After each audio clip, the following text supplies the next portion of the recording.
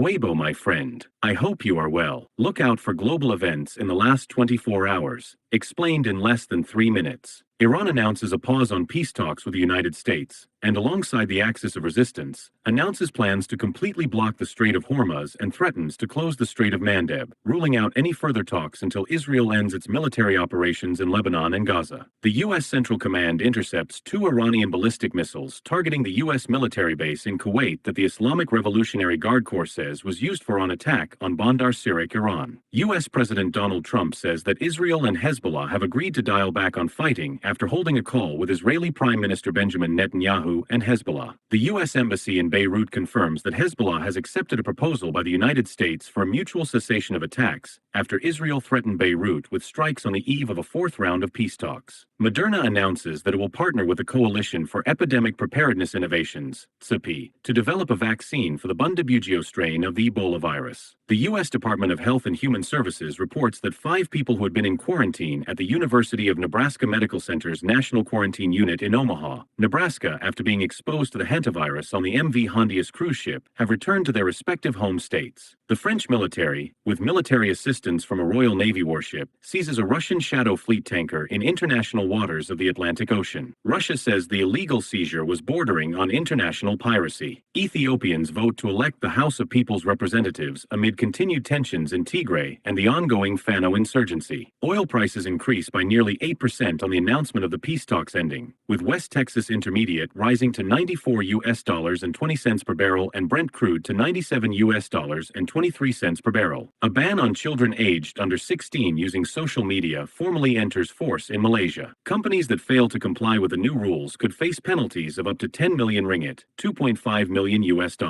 Florida Attorney General James Uthmere announces that Florida, U.S., has filed a lawsuit against OpenAI CEO Sam Altman and AI chatbot ChatGPT, accusing the chatbot of putting profit over safety. This lawsuit is the first to be filed by a U.S. state against ChatGPT. This was all to look out for today, my friend. If you like my work, don't forget to like, subscribe, and turn on notifications. It helps me look out as well. Until then, look out for tomorrow.